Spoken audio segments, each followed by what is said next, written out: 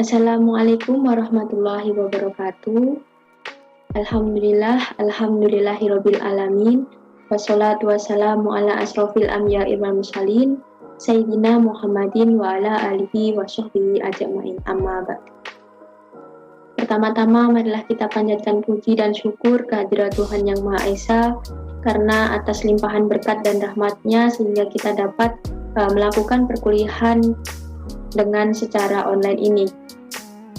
Tak lupa kita curahkan juga kepada junjungan kita Nabi Agung Muhammad Sallallahu Alaihi Wasallam yang kita nanti syafaatnya hingga yaumul akhir nanti. Amin. Perkenankan, saya Tias Resti Merita Pangesti dengan NIM 143. Mohon izin untuk mempresentasikan mengenai kesehatan dan aplikatif radiologi dalam perspektif Islam. Kesehatan merupakan suatu hal yang penting bagi kehidupan manusia. Sehat juga merupakan nikmat Allah Subhanahu wa Ta'ala yang paling berharga. Dalam Islam, setiap muslim wajib menjaga kesehatannya, baik sehat jasmani maupun rohani. Karena apabila manusia itu sedang sakit, maka akan berpengaruh terhadap aktivitas sehari-harinya. Hal tersebut telah diatur dalam as-sunnah seperti sabda Rasulullah Shallallahu Alaihi Wasallam, sungguh badanmu memiliki hak atas dirimu. Hadis riwayat Muslim. Adapun hadis yang diriwayatkan oleh Imam At-Tirmizi, Rasulullah Shallallahu Alaihi Wasallam juga menjelaskan bahwa nikmat yang pertama kali dipertanggungjawabkan dari seorang manusia adalah nikmat sehat. Dengan adanya beberapa sabda Rasulullah tersebut, dapat kita ketahui bersama bahwa beberapa pentingnya nikmat sehat yang harus dimiliki seorang umat muslim. Dalam bahasa Arab, kata sehat disebutkan dengan kata as-sihah atau keadaan baik, bebas dari penyakit dan kekurangan, serta dalam keadaan normal. Kemudian menurut KBBI, kesehatan dibagi menjadi beberapa macam, diantaranya adalah kesehatan jasmani, kesehatan jiwa, dan kesehatan masyarakat. Kesehatan jasmani yang dimaksud adalah orang yang berdasarkan pemeriksaan fisik, laboratorium, radiologis, tidak terserang penyakit atau tidak adanya kelainan. Kemudian dalam makalah ini kita akan membahas mengenai kesehatan jasmani berdasarkan radiologis. Dalam pemeriksaan radiologi ini terdapat beberapa teknologi pencitraan yang sangat canggih tentunya, yakni seperti CT scan, MRI, USG, dan lain sebagainya. Terdapat banyak ayat-ayat Al-Quran yang membicarakan perihal kesehatan, sekurang-kurangnya ada 318 ayat, yang mana meliputi menjaga kesehatan jasmani, menjaga kebersihan, tentang istirahat, kemudian anjuran menjaga kesehatan rohani yang diantaranya melaksanakan ibadah sholat, menunaikan zakat, perintah berpuasa, serta memohon ampunan dan bertaubat. Dengan demikian, dapat kita ketahui bersama bahwa perhatian Al-Quran terhadap kesehatan lebih kompleks, tak hanya sebatas pada kesehatan fisik, kesehatan lahir maupun kesehatan jasmani yang terlihat secara kasat mata, namun juga bagaimana manusia bisa mencapai sehat sebenarnya, yaitu sehat secara mental dan psikis. Ayat Al-Quran yang membahas mengenai kesehatan diantaranya yakni ada surat Al-Baqarah ayat 195. A'udzubillahi minasyaitonirrajim. Bismillahirrahmanirrahim. Wa'anfiqu fisabilillahi wa la taqlu bi aidikum ila tahlukati wa ansinu innallaha yuhibbul muhsinin. Yang artinya, dan infaklah hartamu di jalan Allah dan janganlah kamu jatuhkan diri sendiri ke dalam kebinasaan dengan tangan sendiri dan berbuat baik. Sungguh Allah menyukai orang yang berbuat baik.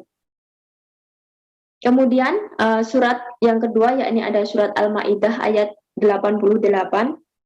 Wa kullu mimma razaqakumullahu halalan thayyiban wa taqullahu allazi antum bihi mu'minun.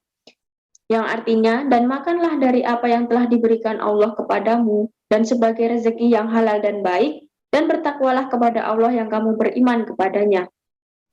Kemudian yang ketiga yakni ada surat Yunus ayat 57.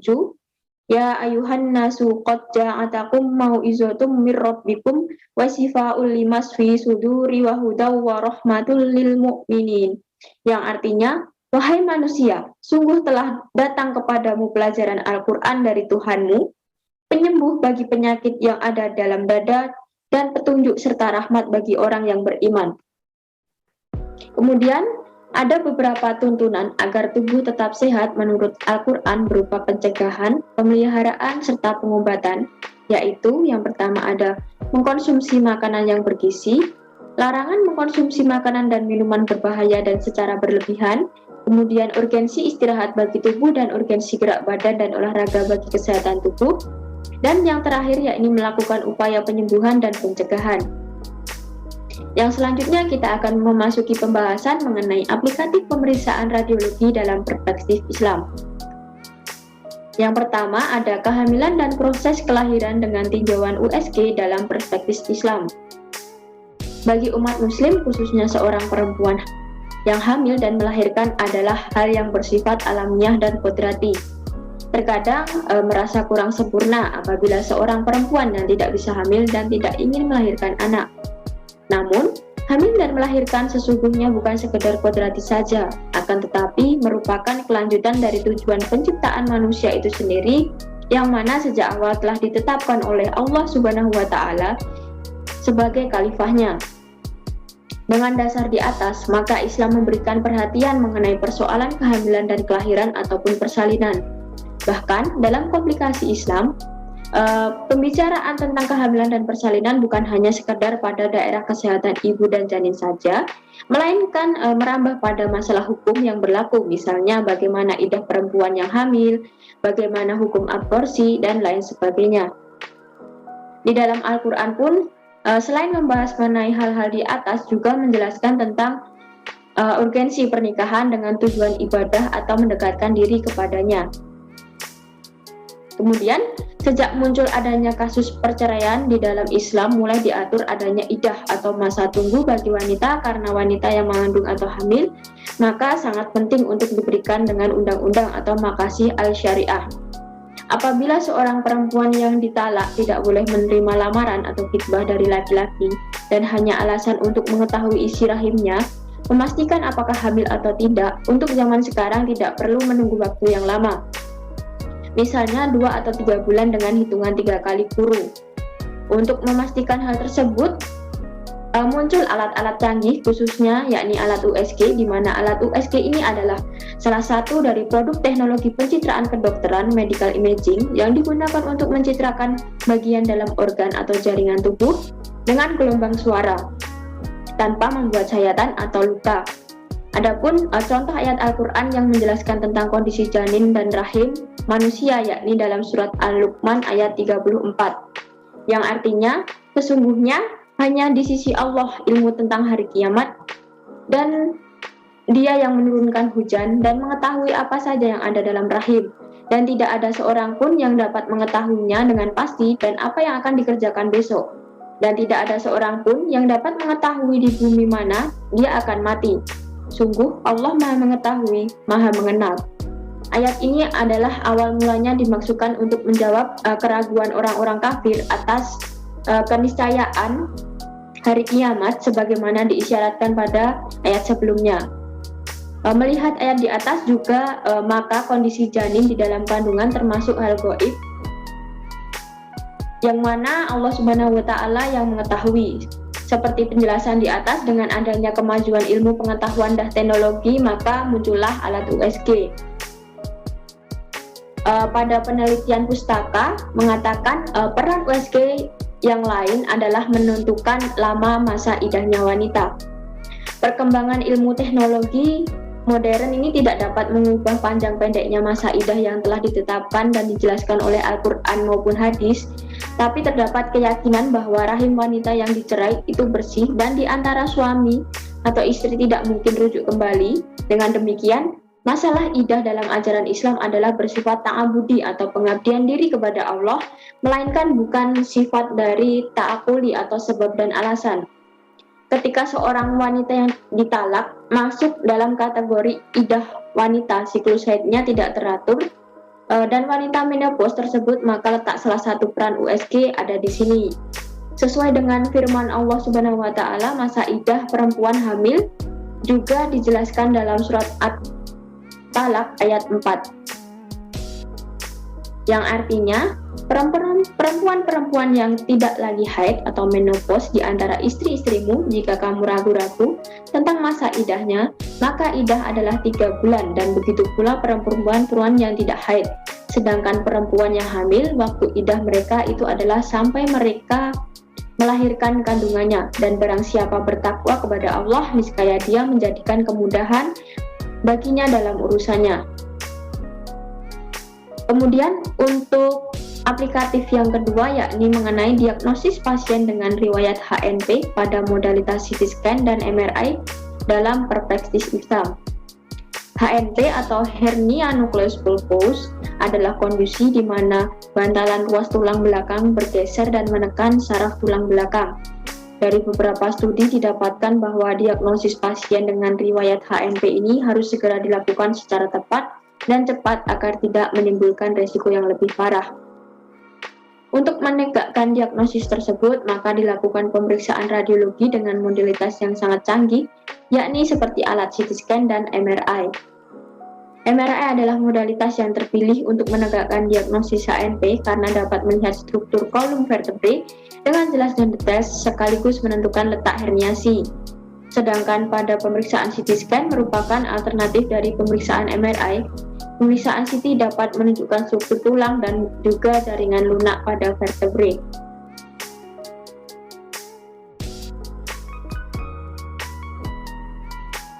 Dalam Islam mengatakan bahwa kesehatan dipandang sebagai nikmat kedua setelah nikmat iman. Dengan munculnya riwayat penyakit seperti HNP ini bagi seorang umat muslim merupakan suatu pertanyaan dari Allah yang dapat menghambat penderitanya dalam mencapai maqasid asy-syariah, atau dalam artian yakni memelihara jiwa, akal, harta, keturunan, dan agama. Pemeriksaan dengan menggunakan modalitas MRI dan CT scan dalam menegakkan diagnosis berprinsip pada penggunaan dan menghindari mudarat dalam hal ini, yakni kelumpuhan yang ditimbulkan karena keterlambatan dari diagnosis.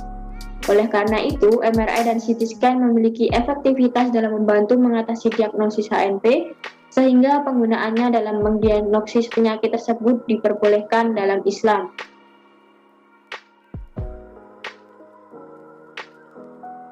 Sebelum melanjut ke kesimpulan, perlu kita ketahui bersama, MRI dalam Islam tidak secara terang-terangan dijelaskan dalam Al-Quran.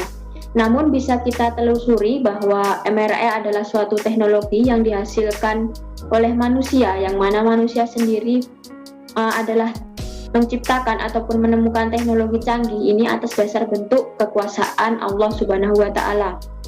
Menelusuri pada pandangan Al-Quran terkait teknologi ini, kita bisa melihat dari banyaknya ayat-ayat Al-Quran yang menjelaskan mulai dari seluruh alam, fenomena alam disebutkan juga oleh Allah, yakni perintah untuk mengetahui dan memanfaatkan seluruh fenomena dan kekuasaan Allah yang ada di dalam kehidupan.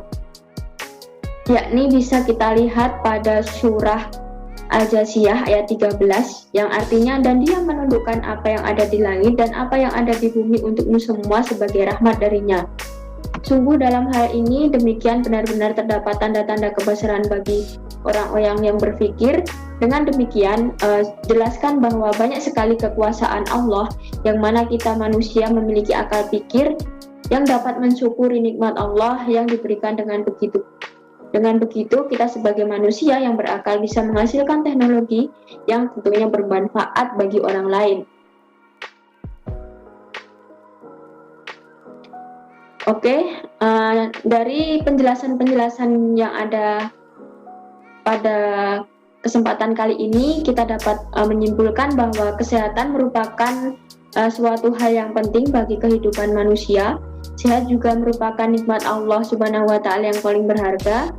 Kemudian adapun hadis yang diriwayatkan oleh Imam At-Tirmizi, Rasulullah SAW juga menjelaskan bahwa nikmat yang pertama kali dipertanggungjawabkan dari seorang manusia adalah nikmat sehat.